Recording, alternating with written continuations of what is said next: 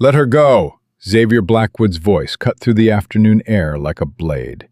The rope around Sophia Mayfield's wrists had already drawn blood, and her brother Josiah was dragging her toward the wagon like she was livestock. "She's my sister, not yours," Josiah spat back, his hand trembling on the knife at his belt. "I owe money, and she's paying it." Xavier's jaw tightened as he watched the woman struggle, her dress torn, her face bruised. "Over my dead body," he said quietly, his hand moving to his holster. "That can be arranged," Josiah sneered, but his voice cracked with fear.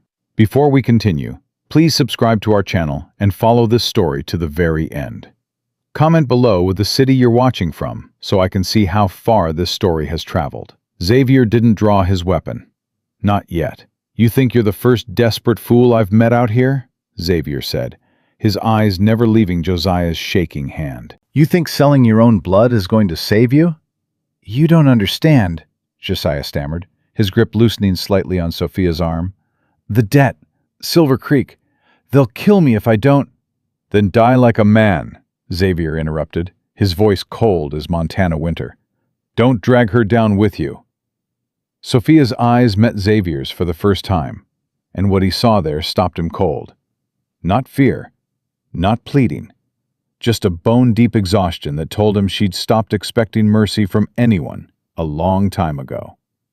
"Please," she whispered, so quietly he almost missed it. "Just let him finish it. I'm tired of fighting." That broke something in Xavier's chest. "No," he said, and this time he did draw his Colt, leveling it at Josiah's forehead. "Untie her. Now." Josiah's face went white. "You're making a mistake." "The only mistake here is yours," Xavier said.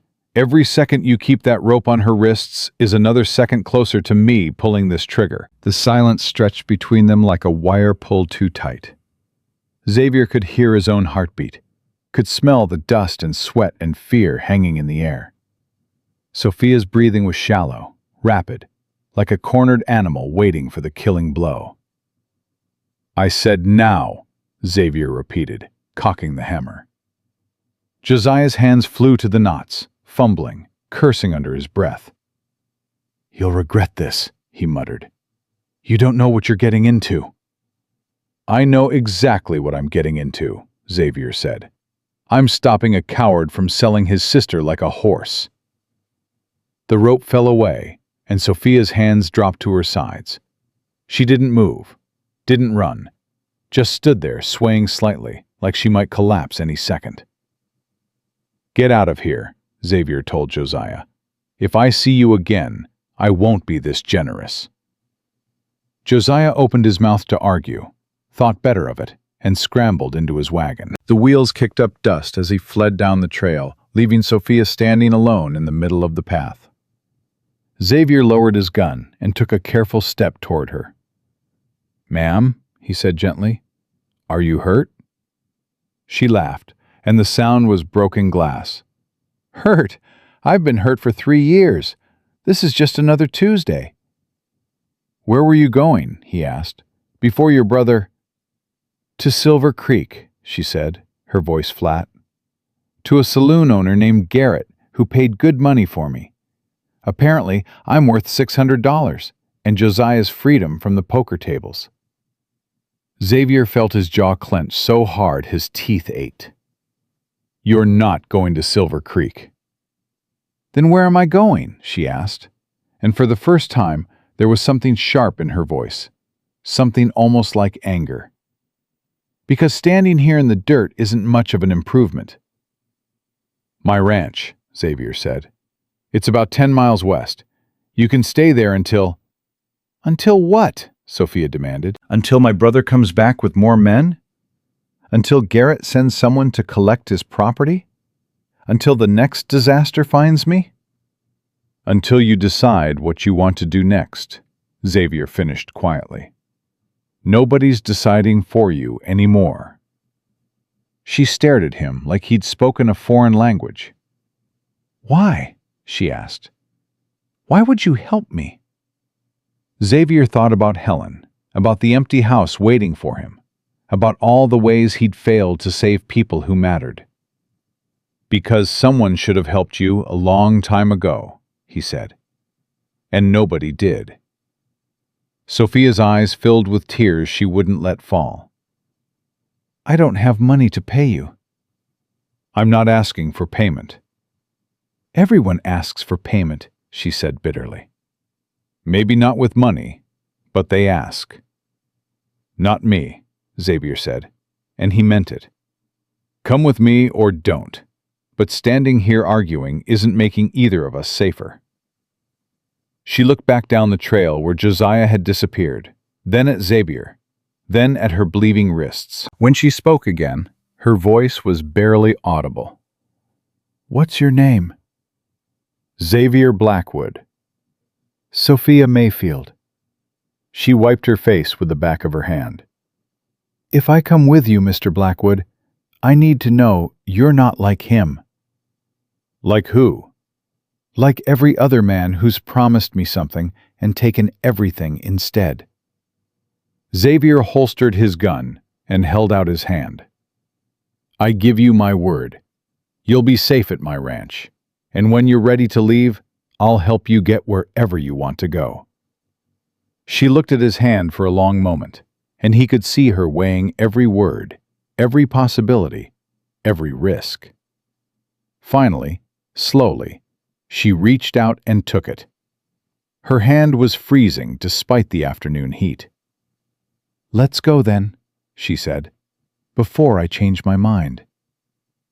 They walked in silence for the first mile, Xavier leading his horse while Sophia walked beside him. He offered her the horse, but she refused, said she'd rather feel the ground under her feet for a while. He didn't push. "How long has your brother been gambling?" Xavier asked eventually. "Since our parents died," Sophia said. 4 years now. Maybe 5. Time blurs when you're surviving." "What happened to them?" "Cholera. Swept through our town in Nebraska. Took half the population. Josiah and I were immune, apparently. Lucky us." The bitterness in her voice was thick enough to cut. "And after that?" Xavier prompted. "After that, Josiah decided he was the man of the family," Sophia said. "Decided that meant he could make all the decisions. Sold our parents' farm for a fraction of what it was worth. Moved us west, and started gambling every cent we had." "He lose it all?" "Worse, he borrowed, and when he couldn't pay back what he borrowed, he started making promises he couldn't keep." She paused. "I was the last promise." Xavier's hands tightened on the reins. "The saloon owner, Garrett. How'd Josiah meet him?" "Poker game in Silver Creek last month," Sophia said. "Garrett won everything Josiah had, then offered him a way out. Said he needed a woman to work his saloon, and if Josiah brought me, the debt would be cleared." And Josiah agreed. "He didn't just agree," Sophia said, her voice going dead again. "He celebrated. Told me I should be grateful he found a solution that kept us both alive." "Some solution," Xavier muttered. "That's what I said." She touched her swollen lip. He didn't like that. They walked another half-mile before Xavier spoke again. "You got anyone else? Family? Friends?" "Had a fiancé once," Sophia said, and something in her voice made Xavier's chest tighten. "Thomas. Good man. Kind. He died 2 years ago." "I'm sorry." "Everyone's sorry," she said. "Sorry doesn't bring him back." Xavier understood that particular kind of grief.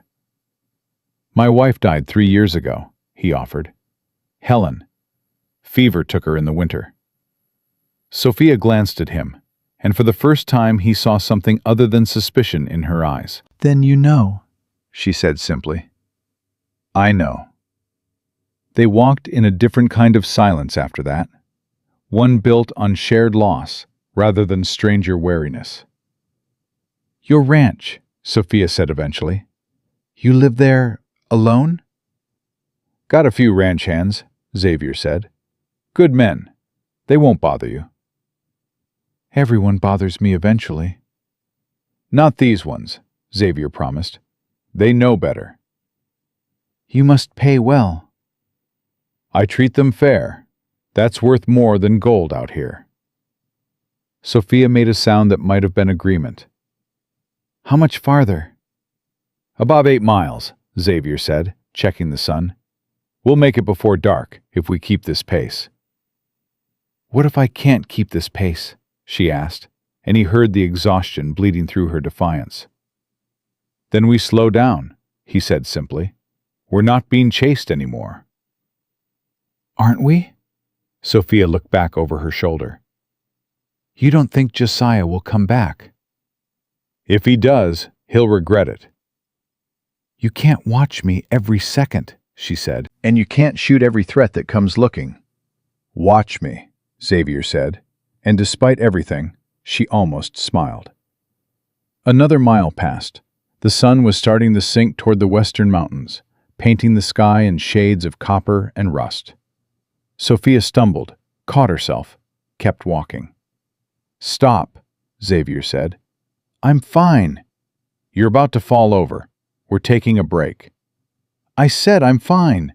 And I said we're taking a break, Xavier interrupted, his voice firm but not harsh. Sit down before you collapse. She sat, more from exhaustion than obedience, and Xavier handed her his canteen. She drank like she'd been dying of thirst, which she probably had been. When's the last time you ate? He asked. This morning, maybe. Josiah didn't believe in wasting food on livestock. Xavier pulled jerky from his saddlebag and handed it to her. Eat. She tore into it without argument, and he tried not to notice how her hands shook. Mr. Blackwood, she said between bites, why are you really doing this? I told you. No, she interrupted. You told me what you're doing. I'm asking why. Men don't just rescue women out of the goodness of their hearts. There's always a reason. Xavier sat down across from her, choosing his words carefully. You're right, he said. There is a reason. Her whole body tensed. I couldn't save my wife, he continued. When the fever took her, I was helpless. Watched her die over 3 days and couldn't do a damn thing about it. He met Sophia's eyes. Today I could do something. So I did. She studied him for a long moment. That's it? You're trying to make up for her? Maybe, Xavier admitted. Or maybe I just couldn't stand watching another person get destroyed by someone who should have protected them. Sophia's expression softened slightly. I'm not your second chance at redemption, Mr. Blackwood. I'm not asking you to be, he said. I'm just asking you to let me help. She finished the jerky in silence, handed back the canteen, and stood up. We should keep moving. They reached the ranch just as the last light was fading from the sky. Xavier's ranch hands, Marcus, an older black man with steady hands and a steadier voice, and young Billy, barely 20 with more enthusiasm than sense, came out to meet them. Boss, Marcus said, his eyes taking in Sophia's condition without comment. You want me to ready the guest room? Please, Xavier said, and heat some water for washing. Yes, sir. Marcus touched his hat to Sophia. Ma'am, welcome to Blackwood Ranch. Sophia nodded, but didn't speak. Billy, less subtle, stared openly. Boss, is she? Billy, Marcus said quietly, and the young man's mouth snapped shut. Show Miss Mayfield to her room, Xavier instructed. I'll be along shortly. Marcus led Sophia toward the house, and Billy turned to Xavier with questions written all over his face. Not now, Xavier said before he could speak. Just make sure she has everything she needs, and don't ask questions. Yes, sir, Billy said, deflating slightly. Xavier took care of his horse, his mind racing. He'd brought a stranger to his ranch, a woman with a violent brother and a debt holder in Silver Creek who'd expect delivery of his property. He'd made promises he might not be able to keep, offered protection he wasn't sure he could provide. But when he thought about Sophia's exhausted eyes, about the way she'd said, "Just let him finish it," he knew he'd do it all again. Inside, he found Marcus in the kitchen heating water. "She's in the guest room," Marcus said quietly. "Lock the door behind her. Can't say I blame her." "No," Xavier agreed. "Keep Billy away from that wing of the house. Last thing she needs is him hovering." "Already told him." Marcus poured hot water into a basin. "I'll leave this outside her door. You want to tell me what happened?" Xavier gave him the abbreviated version. Marcus's expression darkened with each detail. "Silver Creek's Garrett," Marcus said when he finished. "I know him. Mean drunk with a taste for hurting women. She's lucky you found her." "Luck had nothing to do with it," Xavier said. "I was just in the right place." "Still." Marcus carried the basin down the hall. "What's your plan?" "Keep her safe," Xavier said. "Figure out the rest later." "And when Garrett comes looking?" "We handle it." Marcus nodded slowly. "All right then. I'll make sure the boys know to stay sharp." That night, Xavier lay awake in his room, listening to the house settle. Somewhere down the hall, Sophia was probably lying awake too, wondering if she'd made another mistake trusting a stranger. He couldn't blame her for the doubt. But tomorrow, he'd prove her wrong. Tomorrow, and every day after that, until she believed she was actually safe. The night stretched on, and Xavier stared at the ceiling, thinking about promises and second chances, and women with exhausted eyes who'd stopped expecting mercy. He'd given his word. Now he just had to keep it. The morning came too soon, and with it, the sound of Sophia's door unlocking. Xavier was already up, had been since before dawn, waiting for that click of metal that told him she'd survived the night without running. He heard her footsteps in the hall, hesitant, testing each board like it might give way beneath her.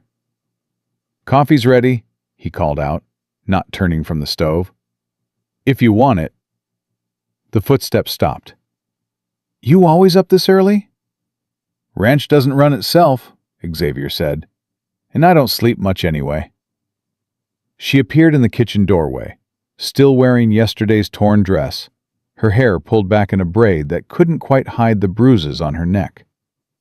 "Neither do I." He poured 2 cups, slid one across the table toward her. She took it but didn't sit, just stood there holding it like she was still deciding whether to stay or bolt. "Marcus left clean clothes outside your door," Xavier said. "Helen's things. Might fit." "Your dead wife's clothes," Sophia said flatly. "She's not using them." "That's one way to put it." She took a sip, winced at the heat. "Thank you. For last night. For the room. For not—" "Don't," Xavier interrupted. "Don't thank me for basic decency. That's a low bar." "It's the only bar I've got left," she said, and sat down finally, like her legs had given out.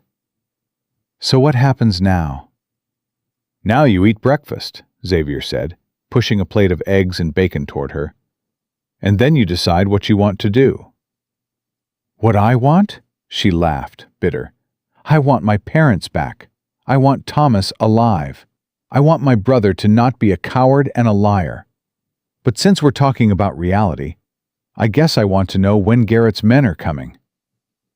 "They're not," Xavier said. "You don't know that." "I know Garrett," he said. "Man's greedy, but he's not stupid. He's not riding 10 miles to collect property he never actually paid for." "Josiah took his money." "Josiah took an advance," Xavier corrected. "Gambling debt forgiveness isn't the same as cash in hand. Garrett's out nothing but his pride, and pride doesn't buy bullets." Sophia ate in silence for a minute, then said quietly, "You've thought about this?" "All night." "And you still think I'm safe here?" "Safer than Silver Creek," Xavier said. "Safer than wherever Josiah's hiding. and a hell of a lot safer than on the road alone. She set down her fork. I don't understand you, Mr. Blackwood. Xavier. Fine, Xavier.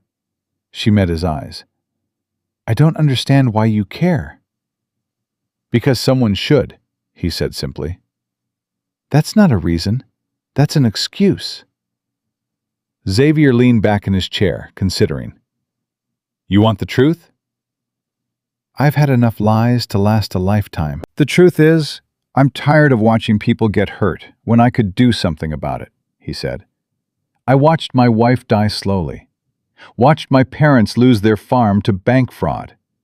Watched good men die in the cavalry because officers made bad calls. He paused.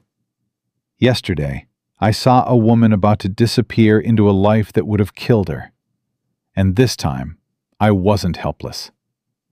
Sophia's eyes glistened, but she blinked it back. So I'm your redemption project. You're a person who deserves better than what you got, Xavier said.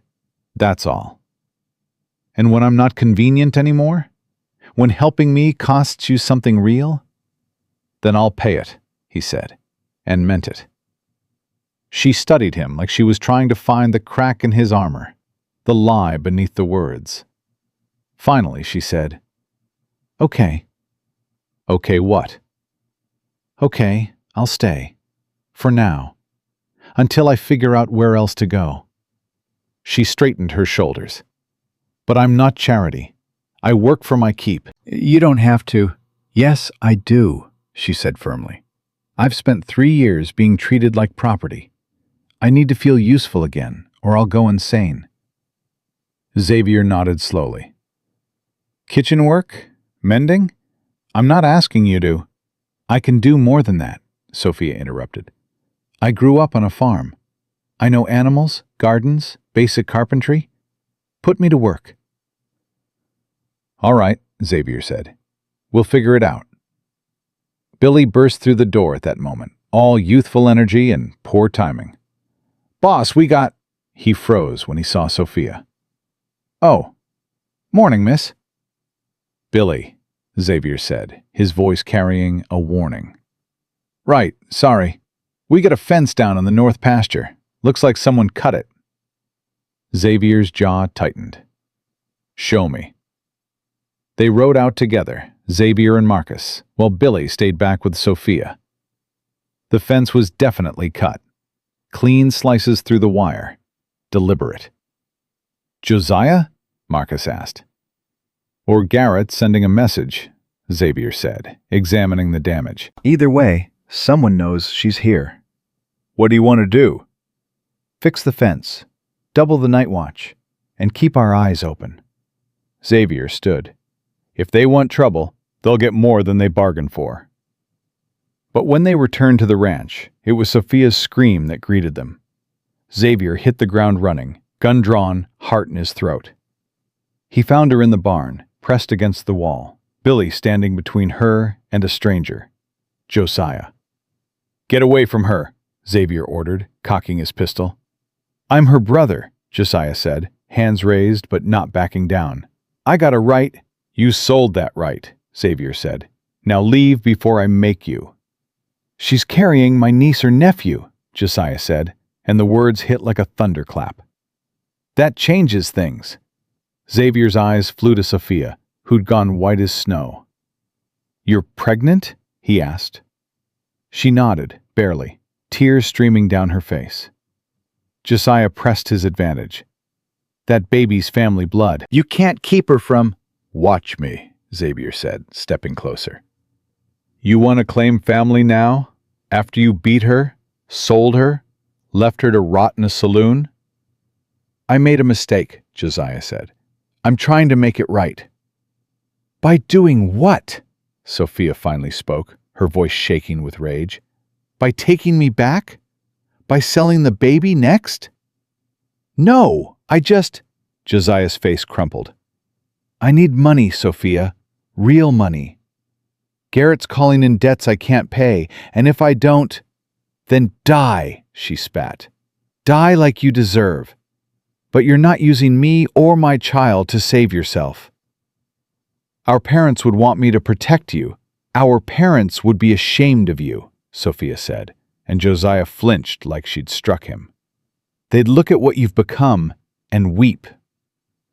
Please, Josiah begged, and for the first time, Xavier saw genuine desperation.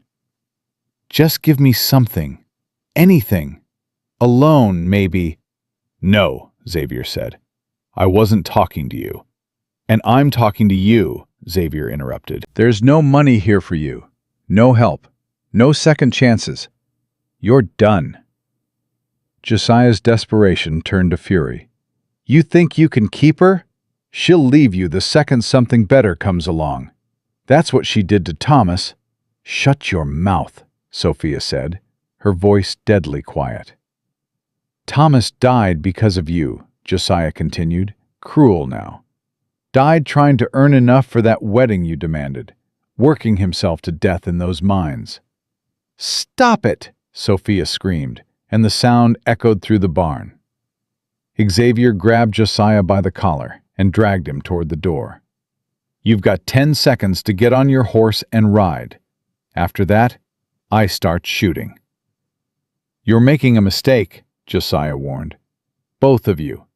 Garrett won't let this go, and when he comes, he'll find me waiting, Xavier said, and shoved him into the dirt.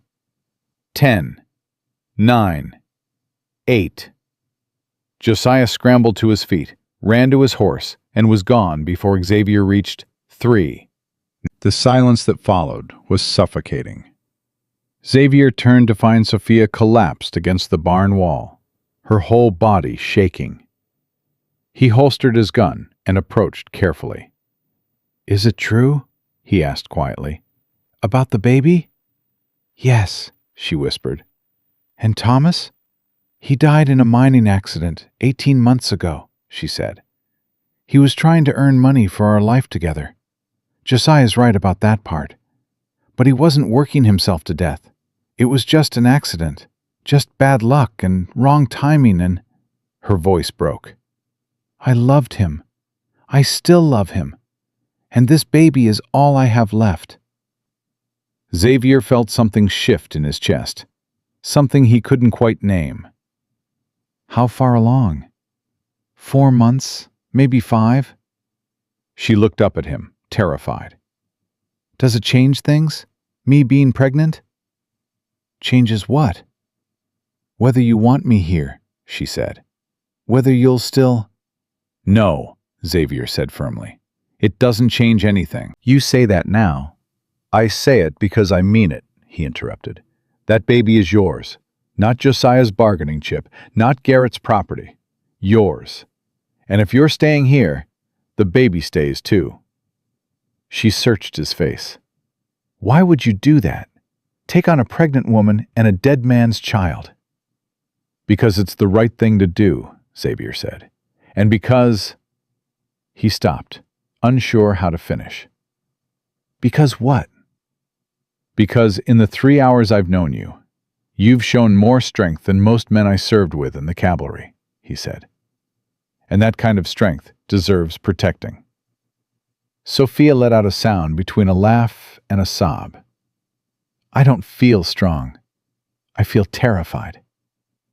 That's what makes it strength, Xavier said. Being scared and doing it anyway. Billy poked his head into the barn. Boss, you want me to ride after him? Make sure he's really gone? No, Xavier said. But I want you and Marcus to take shifts watching the road. Josiah might be gone, but he was right about one thing. Garrett won't let this go. Yes, sir. Billy disappeared. Sophia pushed herself upright. This is too much. I should leave before... Before what? Xavier challenged. Before you're safe? Before that baby has a chance at a decent life? Before you get hurt because of me, she said. Everyone who gets close to me ends up hurt. My parents, Thomas, even Josiah in his own twisted way. Stop, Xavier said. You're not responsible for cholera or mining accidents or your brother's gambling. But I am responsible for what happens to you if Garrett comes, she said. And I won't watch another good person die because of me. Then it's a good thing I don't plan on dying, Xavier said. I've survived worse than a greedy saloon owner. You don't know him, Sophia said. You don't know what he's capable of. And he doesn't know me, Xavier countered. Or what I'm capable of when I'm protecting someone who matters. She froze. I matter to you? Xavier realized what he'd said, but he didn't take it back. Yes, you matter. You've known me for 1 day. Doesn't change the truth, he said. You matter. That baby matters. And I'll be damned if I let either of you come to harm on my watch. Sophia's eyes filled with tears again, but this time she let them fall. I don't know how to do this. Do what? Trust someone, she said. Accept help. Believe it's not all going to fall apart. Then we'll figure it out together, Xavier said. 1 day at a time. She wiped her face. What if I'm not worth it? You are, he said simply, whether you believe it or not. They stood there in the barn, dust motes floating in the afternoon light, and something unspoken passed between them. Not love, not yet, but the beginning of something that might become it. I need to tell you something, Sophia said finally, about Thomas, about why Josiah hates me. You don't have to. I do, she said, because if you're going to risk your life for me, you deserve to know the whole truth. Xavier waited. Thomas and I were engaged for 2 years before he died, Sophia began. He was kind, patient, everything Josiah wasn't. When our parents died, Thomas wanted to marry me right away, take me away from my brother. But I said no. Why? Because I was stubborn, she said. Because I thought Josiah needed me, that I could somehow fix him. Because I believed family meant loyalty, no matter what. She laughed bitterly. Thomas waited, kept working, kept saving, kept planning our future. And then one day, the mine collapsed. 12 men died, including him. That's not your fault, Xavier said. Josiah thinks it is, she said. He thinks if I'd married Thomas sooner, he wouldn't have been in that mine. And maybe he's right. Maybe... No, Xavier said firmly. Maybe Thomas would have been in a different mine. Maybe he would have died in a different accident. You can't control fate, Sophia. You can only control your choices now. And what should I choose? She asked. Stay here and put you in danger? Leave and raise this baby alone? Go back to Josiah and hope he doesn't sell us both next time? You choose to stay, Xavier said. And you let me worry about the danger. That's not fair to you. Life's not fair, he said. But this ranch is big enough for both of us. And this baby deserves a chance to be born somewhere safe. Sophia touched her stomach, a gesture so unconscious and protective, it made Xavier's chest ache. I'm scared, she admitted. So am I, he said. But we'll be scared together. That's better than being scared alone. She almost smiled. Is it? We'll find out, Xavier said, and offered his hand. This time, when she took it, her grip was steady. They walked back to the house together, and Xavier knew, with the certainty of a man who'd seen too much death and too little life, that everything had just changed. He'd given his word to protect her. Now he was giving his heart, whether she was ready for it or not. The question was whether either of them would survive long enough to see where that led. That night, Sophia sat at Xavier's kitchen table, mending one of his shirts, her hands steady despite everything that had happened. You don't have to do that, Xavier said from the doorway. I told you I'd work for my keep, she replied without looking up. This is work. That's not what I meant. He sat across from her. You've had a hell of a day. You could rest. Resting gives me time to think, she said, and thinking leads to places I'd rather not go right now. Xavier understood that better than she knew. What would help? Honestly, she set down the needle. Knowing what happens when Garrett shows up. Because he will, Xavier. Men like him don't let things go. Then we'll be ready. How? She challenged. You've got 2 ranch hands and a prayer. He's got money and men and 0 conscience. I've got something he doesn't, Xavier said quietly. What's that?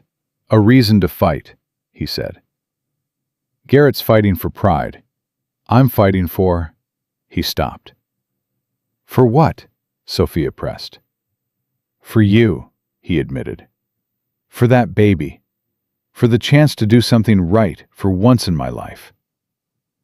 She looked at him like he'd spoken a different language. You barely know me. I know enough, Xavier said. I know you're brave.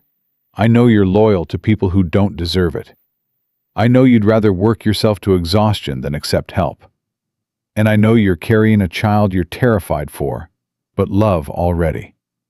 That doesn't make me special, she whispered. It makes you exactly the kind of person worth protecting, he said. Sophia's eyes filled, but she blinked hard. What if I can't protect you back? I'm not asking you to. But what if Garrett hurts you? What if Josiah comes back with guns? What if... Stop, Xavier said gently. You can't live in what-ifs. Trust me, I've tried. How do you do it? She asked. Stop the fear. I don't stop it, he said. I just decide it's not going to control me. Before she could respond, Marcus burst through the door, his face grim. Boss, we got riders, 3 of them, coming fast from Silver Creek. Xavier was on his feet instantly. Armed? Can't tell yet, but I'm guessing yes. Get Sophia to the cellar, Xavier ordered. Billy, grab the rifles. No, Sophia said, standing. I'm not hiding while you... Yes, you are, Xavier said firmly. This isn't about bravery. It's about keeping you and that baby alive. And what about keeping you alive? She demanded. I've survived worse, he said, already moving toward the door. Marcus, now! Marcus took Sophia's arm, but she pulled away. Xavier, please. Trust me, he said, meeting her eyes. Please. She hesitated, then nodded. Marcus led her toward the cellar as Xavier and Billy took positions at the windows. The riders came into view, and Xavier's jaw clenched. One of them was Josiah. The other 2 were strangers, hard men with harder eyes. They stopped 50 feet from the house. Blackwood, one of them shouted. Send out the girl and we'll leave peaceful. She's not leaving, Xavier called back. Turn around and go home. Can't do that, the man said. Mr. Garrett paid good money for her. We're just here to collect his property. She's not property, Xavier said, and she's under my protection now. The man laughed. Your protection? Against what? You think one rancher and a couple of farmhands can stop us? I think you should test that theory and find out, Xavier said, raising his rifle. The man's smile faded. You're making a mistake. So are you, Xavier replied. Last chance. Right away. Josiah, the man called. Talk some sense into your sister. Tell her to come out before people get hurt. Josiah dismounted, took a step toward the house. Sophia, please, just come talk to me. Xavier aimed at the ground in front of him. One more step, and I put the next one through your knee. Josiah froze. I'm trying to save her. Garrett's going to kill me if I don't... Then die, Xavier said coldly. But you're not taking her with you. She's my sister. You lost that right when you tied her up and sold her, Xavier said. Now get back on your horse. The lead rider shifted in his saddle. "We can do this easy or hard, Blackwood. Your choice." "My choice is you leave before I start shooting," Xavier said. "There's 3 of us, and I only need 1 bullet per man," Xavier interrupted. "You feel lucky?" The tension stretched like a wire about to snap. Then one of the other riders spoke for the first time. "Tom," he said to the leader, "maybe we should—" "Shut up," Tom snapped. Then louder. "This isn't over, Blackwood." Garrett doesn't forget debts. "Neither do I," Xavier said. "And you just made one." They rode off, but Josiah lingered, looking at the house with desperate eyes. "Sophia!" he called one last time. "I'm sorry! I'm so sorry!" Xavier didn't lower his rifle until they were gone. Marcus emerged from the cellar with Sophia, who was white-faced but steady. "Are they gone?" she asked. "For now," Xavier said, "but they'll be back." "How long do we have?" "A day, maybe 2, Marcus said. Garrett will want to regroup, bring more men." "Then we leave," Sophia said. "Tonight. We'll go somewhere he can't find us." "No," Xavier said. "Xavier, be reasonable." "I am being reasonable," he said. "Running puts you on the road, exposed, vulnerable. Here, we can defend ourselves." "Against how many men?" she demanded. 5? 10? 20? "However many it takes," Xavier said stubbornly. "That's not courage, that's suicide," Sophia's voice cracked. "I won't let you die for me." "And I won't let you run scared for the rest of your life," Xavier shot back. "At some point, you have to stand and fight." "Easy for you to say," she said. "You're not carrying a baby. You're not the one they're hunting." "No, I'm the one choosing to protect you," Xavier said, "whether you like it or not." "I don't like it," Sophia shouted. "I don't like feeling helpless while good people risk their lives.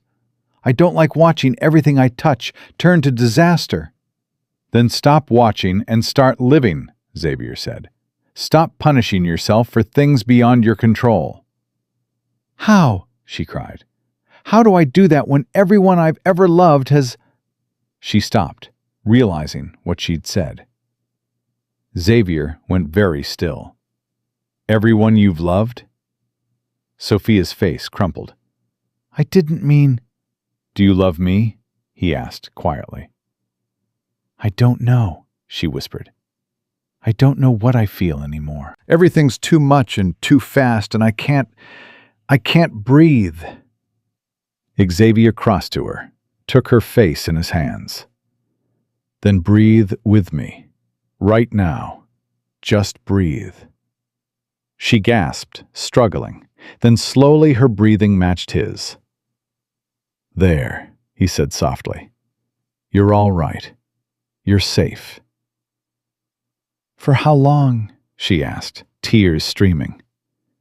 "For as long as I'm alive," he promised. "That's what scares me," she said. "Because I can't lose you too. I can't, Xavier. I can't survive another—" He kissed her. It wasn't planned, wasn't smooth or romantic. It was desperate and fierce and full of everything neither of them could say out loud. When they broke apart, Sophia was staring at him in shock. "I'm sorry," Xavier said. "I shouldn't have—" "Do it again," she whispered. This time, when their lips met, it was slower, deeper, a promise of something neither dared name yet. Marcus cleared his throat loudly from the doorway. "Boss, maybe we should talk strategy?" They stepped apart, both breathing hard. "Right," Xavier said, his voice rough. "Strategy." But as they gathered around the table, planning their defense, Xavier's hand found Sophia's under the table, and she didn't pull away. "We fortified the house," Marcus was saying. "Block the windows, set up crossfire positions." "What about getting word to the sheriff?" Billy suggested. "Silver Creek Sheriff is Garrett's cousin," Sophia said bitterly. He's not coming. Then we're on our own, Xavier said. Which means we need to be smart. Marcus, you and Billy take turns on watch. I want to know if a rabbit crosses that property line. What about her? Billy asked, nodding at Sophia. She stays in the house, Xavier said, armed. I can shoot, Sophia said. I know, Xavier replied.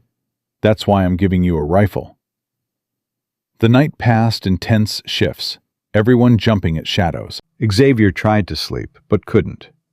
Kept seeing Sophia's face when she'd said she couldn't lose him, too. Dawn broke gray and cold, and with it came a lone rider. Not Garrett's men.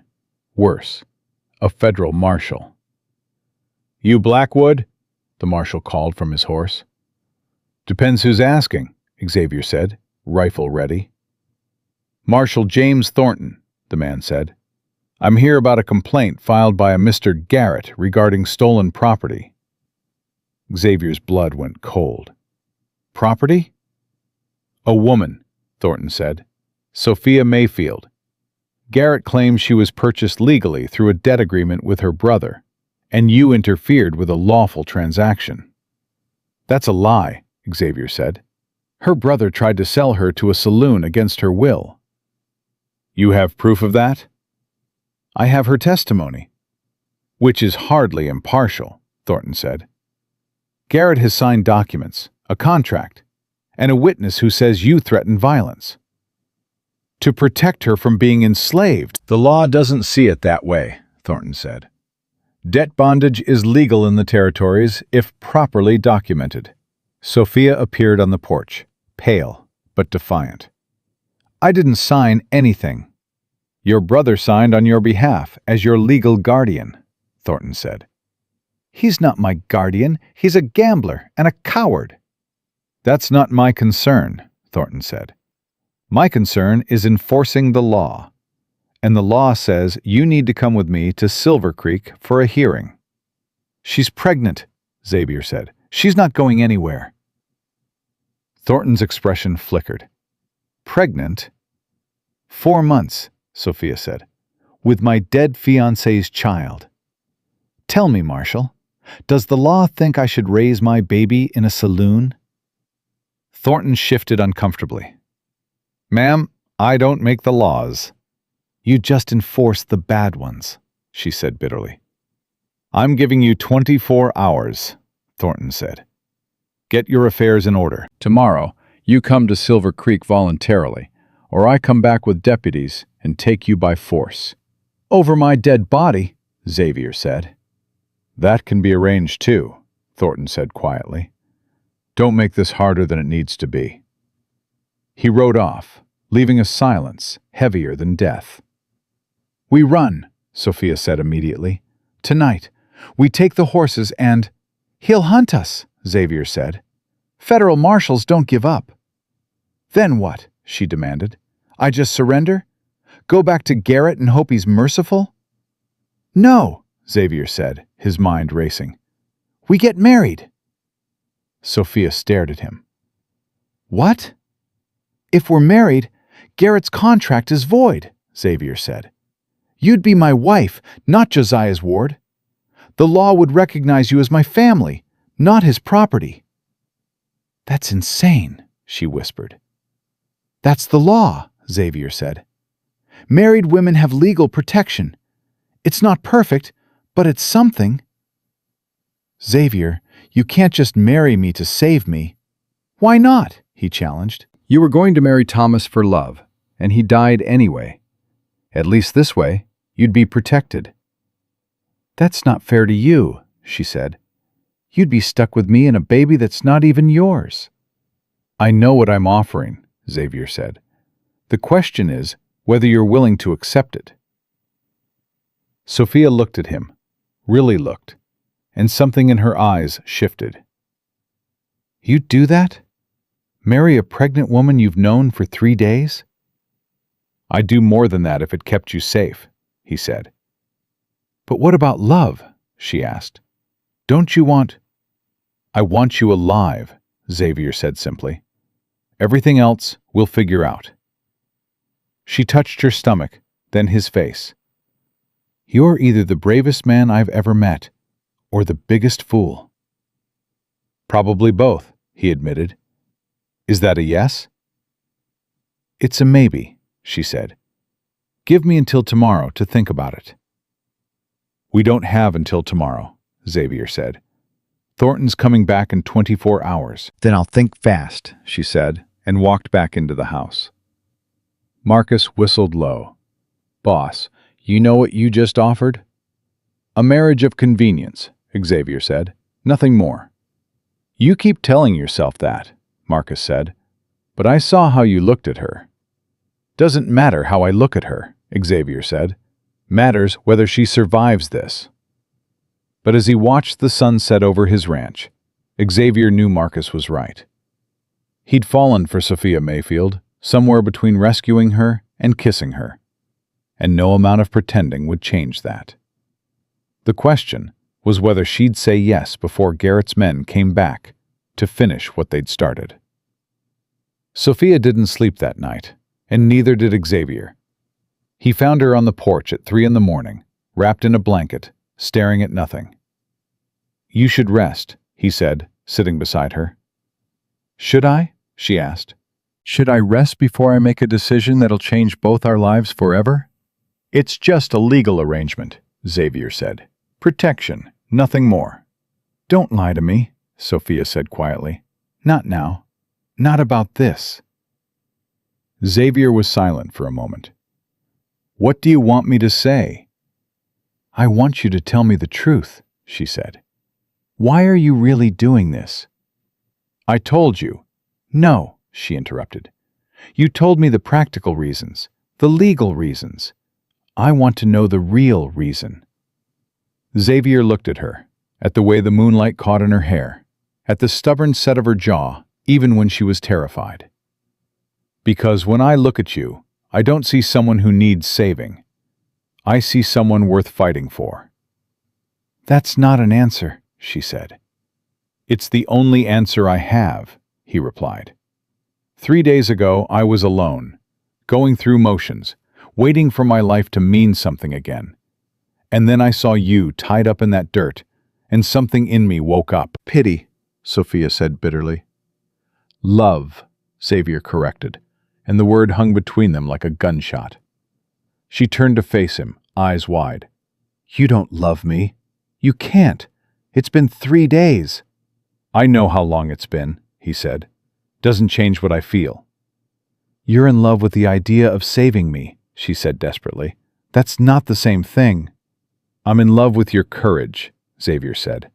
"With the way you keep standing up, even when everything's trying to knock you down. With the way you protect that baby without even thinking about it. With—" "Stop," Sophia whispered, tears streaming. "Please, stop." "Why?" "Because I can't love you back," she said. "I can't let myself feel anything for you, when tomorrow I might have to watch you die defending me." "Then marry me," Xavier said. "Marry me and make it legal, so I'm not just some rancher. I'm your husband, and the law protects that." "The law didn't protect Thomas," she said. "The law didn't protect my parents." "The law sure as hell didn't protect me from Josiah."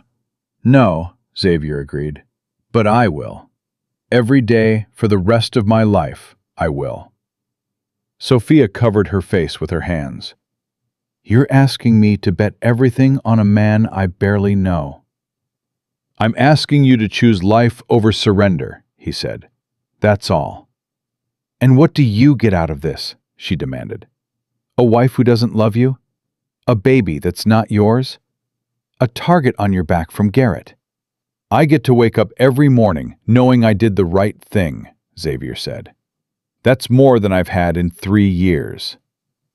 She looked at him, searching. "What if I say no?" "Then I fight for you anyway," he said simply. "Marriage or no marriage, I'm not letting Garrett take you." "That's insane." "Probably," Xavier admitted. "But I stopped being sane the moment I saw you in that wagon."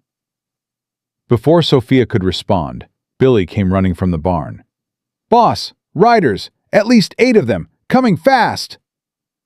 Xavier was on his feet instantly. How far? Mile out, maybe less. Get everyone inside, Xavier ordered. Now! They barely made it through the door before the riders surrounded the house. This time, Garrett himself was with them, a thin man with cold eyes and a colder smile. Blackwood, he called out. Let's talk like civilized men. Nothing civilized about you, Xavier shouted back. Now that's unfair, Garrett said. I'm a businessman. I made a legal purchase. I just want what I paid for. She's not for sale. Her brother seemed to think otherwise, Garrett said, and I have the paperwork to prove it. Paperwork doesn't make slavery legal, Xavier said. Debt bondage, Garrett corrected. Perfectly legal in Montana territory.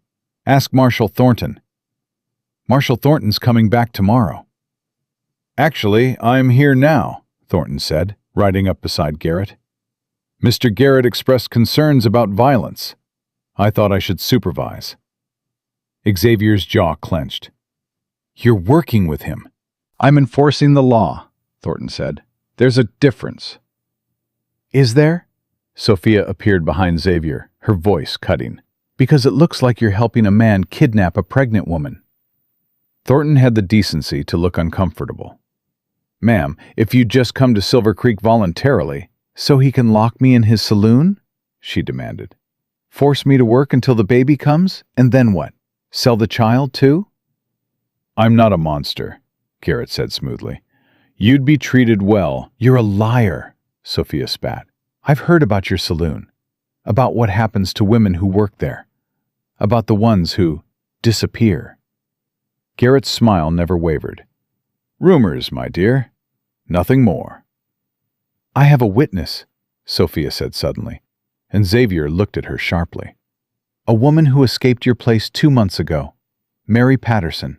She told me everything. Garrett's smile finally cracked. Mary Patterson is a drunk and a liar. She's got scars that say otherwise, Sophia said. And she'll testify in a real court, not your cousin's joke of a sheriff's office. You're bluffing, Garrett said, but his voice was uncertain now. Try me, Sophia challenged. Thornton shifted in his saddle. Mr. Garrett, if there are allegations of abuse— There aren't, Garrett said quickly. The girl's desperate, making things up. Then you won't mind if I investigate, Thornton said, and for the first time, Xavier saw something decent in the marshal's eyes. Before we proceed with any transfer of custody. That's ridiculous, Garrett protested.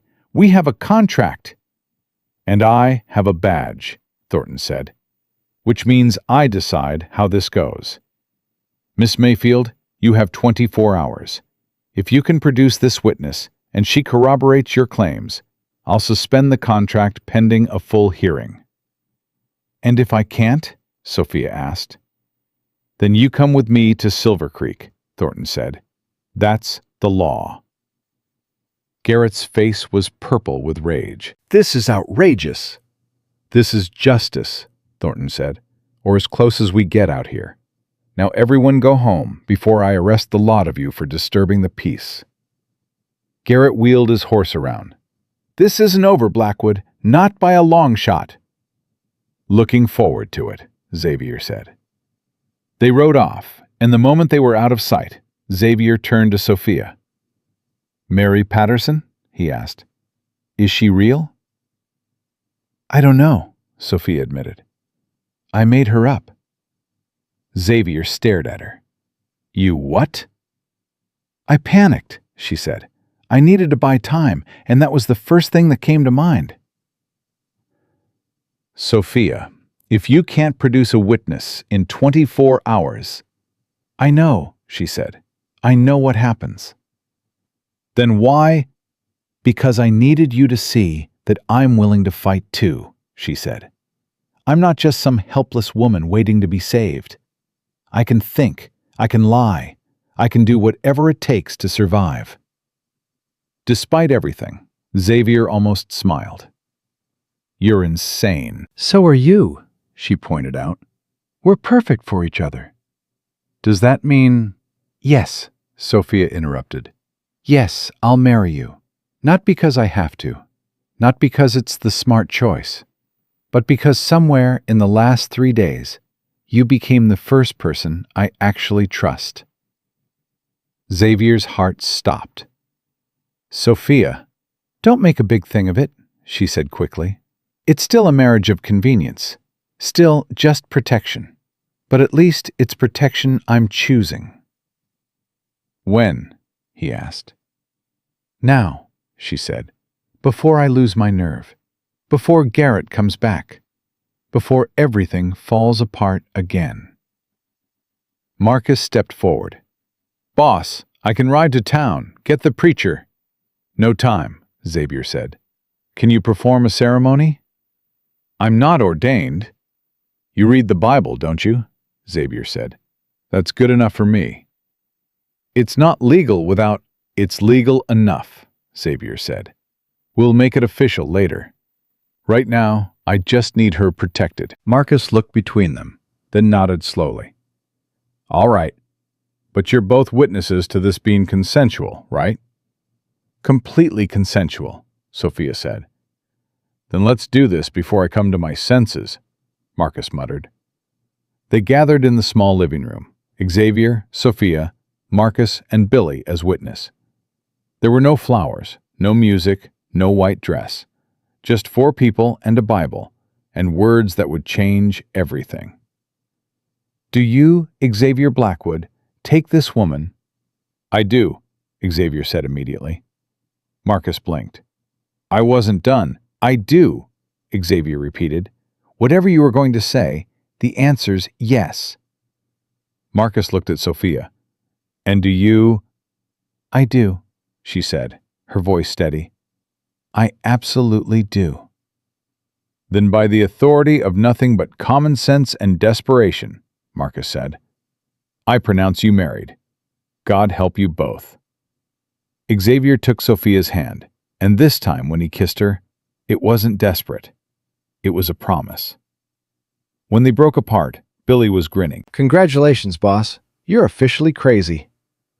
Worth it, Xavier said, not taking his eyes off Sophia.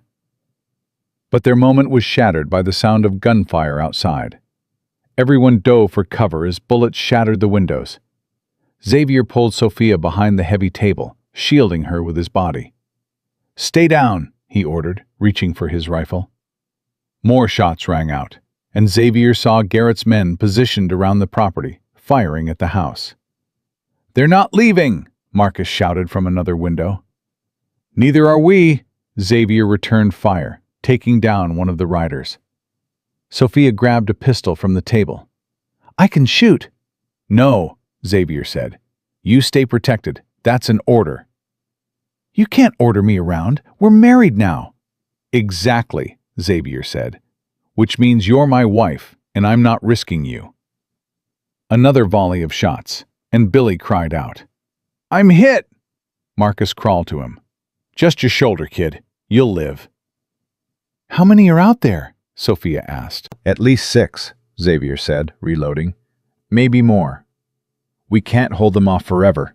We don't have to, Xavier said. We just have to last until sunrise. Then other ranchers will see the smoke, come to help. That's hours away, Sophia said. Then we make every bullet count, Xavier replied.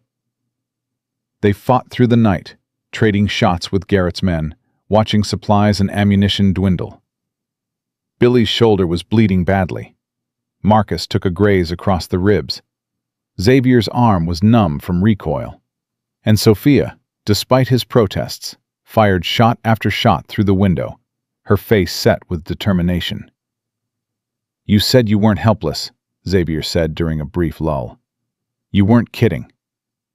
I had a good teacher, she said. Thomas took me hunting, taught me to shoot straight and shoot first. Remind me to thank him, Xavier muttered.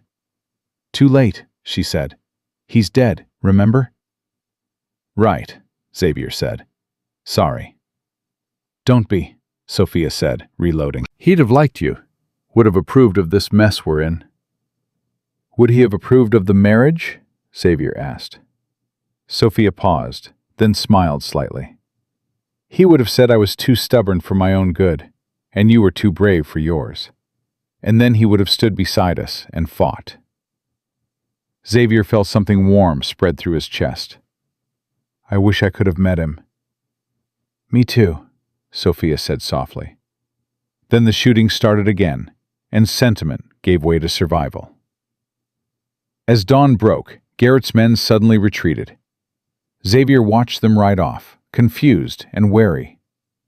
Why are they leaving? Billy asked. I don't know, Xavier said, not lowering his rifle. Then they saw the dust cloud approaching from the east. A dozen riders, led by a man in a federal uniform. But not Marshal Thornton. This was a U.S. cavalry captain. Hold your fire, the captain called out. I'm Captain Morrison, sent to investigate reports of illegal debt bondage in the territory. Xavier's jaw dropped. What? Morrison rode closer. We received a telegram yesterday from someone claiming Garrett was running a slave operation, disguised as a saloon. That true? Yes, Sophia shouted from the window. He tried to buy me from my brother. Morrison's face hardened. Where's Garrett now? Rode off 5 minutes ago, Marcus said. Then we'll track him, Morrison said. In the meantime, are there any casualties here? Minor injuries, Xavier said. Nothing fatal. Good, Morrison said, because you're all witnesses now. We're shutting Garrett down, and we're going to need testimony. After Morrison left with his men, Xavier turned to Sophia. Who sent that telegram? He asked. I did, Marcus said quietly. Last night, while you two were arguing about marriage. Figured we needed backup. You magnificent bastard, Xavier said. Just doing my job, boss, Marcus replied. Sophia started laughing, then crying, then laughing again. We're free. We're actually free. Xavier pulled her into his arms. You're free, and you're my wife, and that baby's going to be born safe. She looked up at him, tears streaming.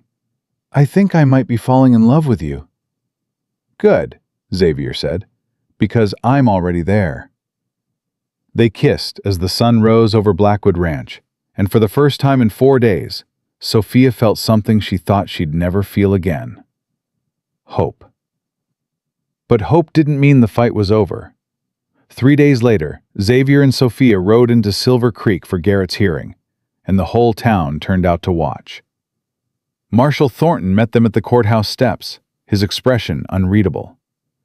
You sure about this? He asked Sophia. Testifying means Garrett's lawyers will come at you hard.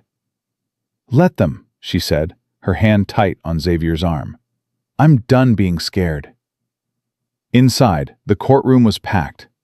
Garrett sat at the defendant's table looking smug, his expensive lawyer beside him whispering reassurances. When Sophia walked in, Garrett's eyes locked onto her with pure hatred. Mrs. Blackwood, the prosecutor called, and Sophia felt Xavier stiffen beside her at the formal use of her married name. Please tell the court what happened on the afternoon of your brother's attempted sale. Sophia stood, walked to the witness stand, and told the truth. Every brutal detail. The beatings, the starvation, the rope burns on her wrists. The way Josiah had looked at her like livestock instead of family. Garrett's lawyer tried to break her. Isn't it true you were engaged to Thomas Patterson before his death? Yes, Sophia said steadily. And isn't it true you married Mr. Blackwood only 4 days after meeting him? Awfully convenient timing, wouldn't you say? I married him because he's a good man, Sophia said. Something you wouldn't recognize if it bit you. The courtroom erupted in murmurs, and the judge banged his gavel. Answer the question, Mrs. Blackwood, the lawyer pressed. Did you marry Xavier Blackwood to avoid honoring your brother's legal contract? I married Xavier Blackwood because he gave me a choice, Sophia said, her voice ringing clear. Something Garrett never would have done, something my brother took away from me. Xavier gave me back my life, and I chose to share it with him.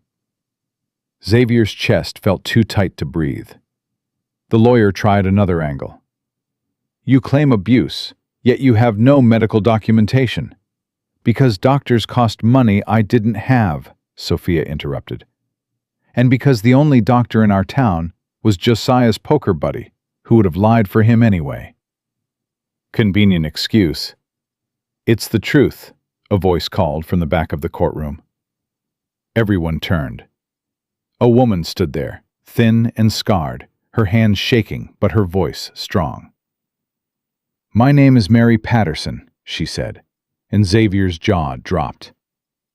And I worked at Garrett's saloon for 8 months before I escaped. Everything she's saying about him is true. Sophia nearly fell out of the witness chair.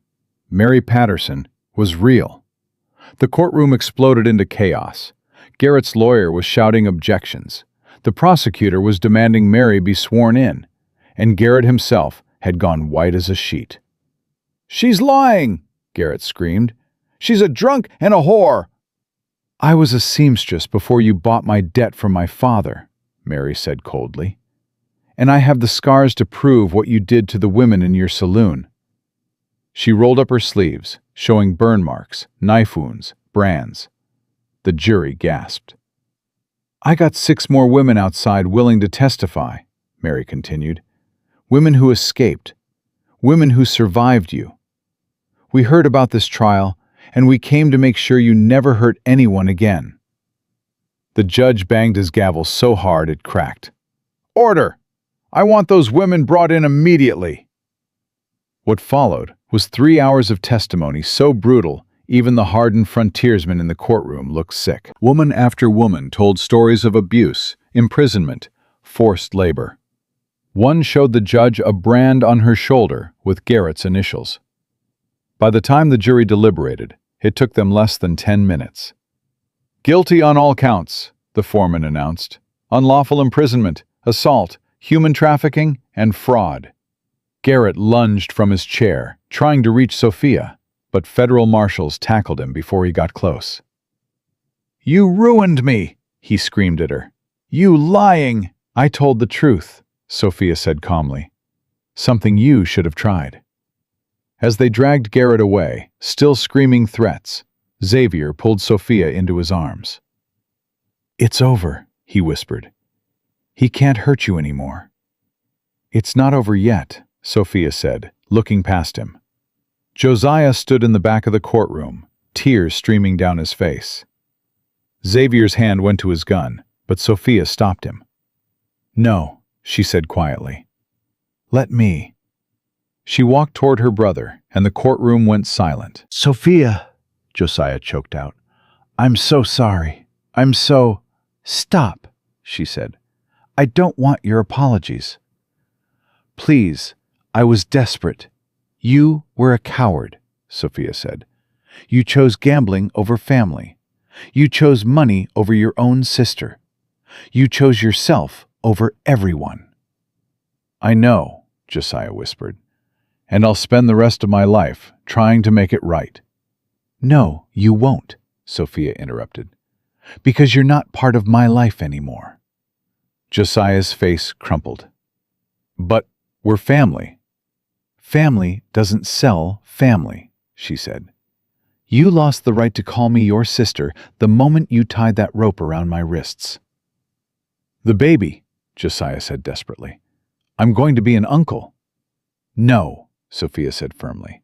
You're a stranger, and you'll stay one. My child will never know your name. Sophia, please.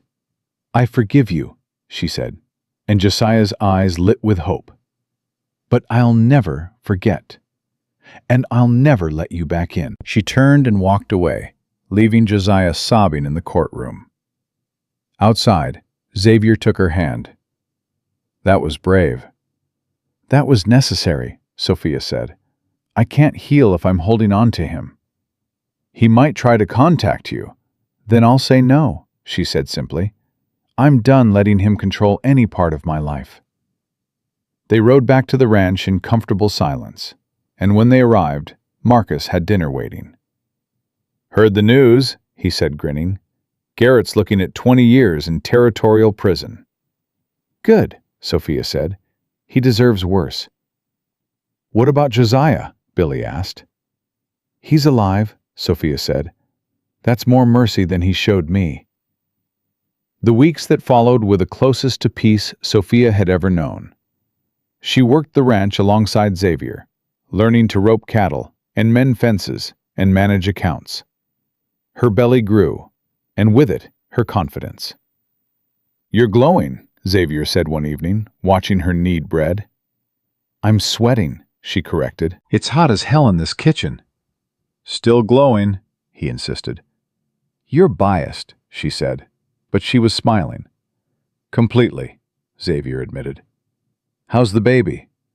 "Kicking," Sophia said. "Constantly. I think we're having a fighter."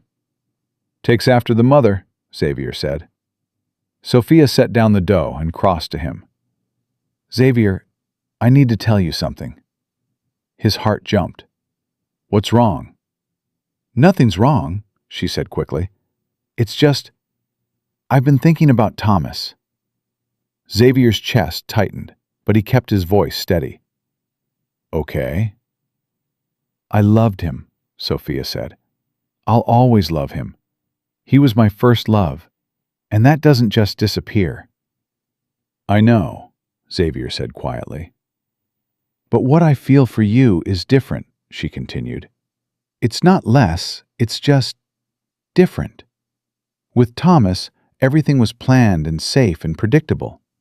With you, everything's wild and terrifying and uncertain." "Is that good or bad?" Xavier asked. "It's real," she said. "With Thomas, I was planning a future. With you, I'm living one." Xavier pulled her close, careful of her belly. "I'm not trying to replace him." "I know," she said, "and that's why I love you." The words hung in the air between them, weightier than any vow they'd spoken in Marcus's makeshift ceremony. "Say it again," Xavier said hoarsely. "I love you," Sophia repeated. "Not because you saved me, not because you married me, but because you see me. The broken parts, the angry parts, the scared parts. And you stay anyway." Xavier kissed her like he was drowning and she was air. When they broke apart, he said, "I love you too. More than I thought possible. More than I knew I was capable of." "Show me," she whispered. And he did. 2 months later, on a cold November morning, Sophia's water broke. "Get Marcus!" she screamed at Xavier, who'd gone completely white.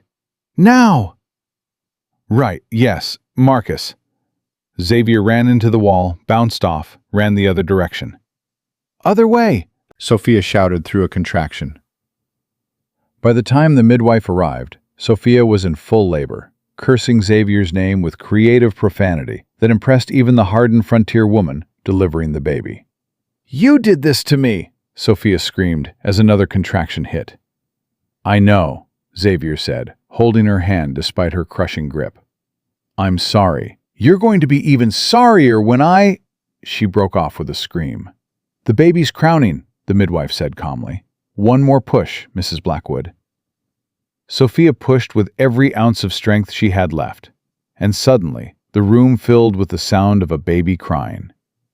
"It's a girl," the midwife announced, placing the tiny, squalling infant on Sophia's chest. Sophia stared down at her daughter, tears streaming, and felt something shift fundamentally in her soul. This was Thomas's child, yes, but she was also hers. And Xavier's, in every way that mattered. "She's perfect," Xavier whispered, and Sophia heard the catch in his voice. "She is," Sophia agreed, then looked up at him. "Xavier, I need to ask you something." "Anything." "Will you be her father?" Sophia asked. "Not just legally, not just because we're married, but truly. Will you love her like she's yours?" Xavier looked at the tiny girl, at her scrunched face and tiny fists, and felt his heart crack open. "I already do," he said. "From the moment I saw her, I already do." "Then she needs a name," Sophia said. "I was thinking Helen, after your wife." Xavier's eyes filled with tears. "You don't have to. I want to," Sophia said. "Helen gave you the capacity to love again. It seems right." "Helen Rose," Xavier said softly, touching the baby's cheek, "after both the women who saved my life." They sat together in that small bedroom, surrounded by the sounds of the ranch waking up outside, and Xavier realized he'd found something he thought he'd lost forever. A family. Not the one he'd planned, not the one he'd expected, but the one he needed. Marcus knocked softly on the door. "Everyone all right in there?" "Better than all right," Xavier called back. "Come meet your goddaughter." Over the next months, Xavier watched Sophia transform.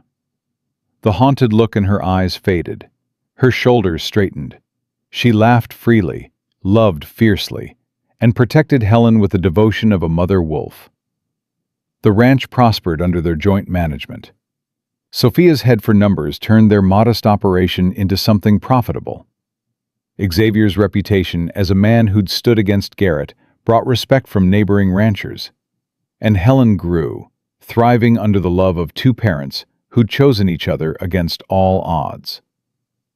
One evening, when Helen was 6 months old, Sophia found Xavier on the porch watching the sunset. "What are you thinking about?" she asked, settling beside him. "How different my life was a year ago," Xavier said. "How empty." "Mine too," Sophia said. "I was surviving, not living." "And now?" "Now I'm living," she said simply. "Really living. With a husband I love, a daughter who's healthy, and a future that doesn't terrify me." "Does anything terrify you anymore?" Xavier asked, smiling. "Helen's teenage years," Sophia deadpanned, and Xavier laughed. "We'll handle it," he said. "Together." "Together," Sophia echoed, and leaned her head on his shoulder. They sat in comfortable silence as Helen babbled from her crib inside, and Xavier thought about all the choices that had led them here. The decision to intervene when he saw Josiah dragging Sophia. The choice to offer her shelter. The risk of proposing marriage. The fight against Garrett. Every single choice had been terrifying. Every single one had been worth it. "Xavier?" Sophia said quietly. "Yeah?" "Thank you," she said, "for being stubborn enough to save me, even when I didn't think I was worth saving." "You were always worth it," Xavier said. "You just needed someone to prove it." "You did," she said. "Every day you prove it." Helen let out a particularly loud squeal from inside, and they both laughed. "I should get her," Sophia said, standing. "We should get her," Xavier corrected, taking her hand. They walked inside together, picked up their daughter together, and settled into the rocking chair together. A family forged not by blood alone, but by choice, sacrifice, and love that refused to quit. Outside, the Montana sky burned gold and crimson as the sun set over Blackwood Ranch. And inside, 3 people who'd all been broken in different ways had found a way to be whole. Sophia Blackwood looked at her husband holding their daughter and felt something she'd never expected to feel again. Complete certainty that she was exactly where she belonged, with exactly who she was meant to be with, living exactly the life she was born to live.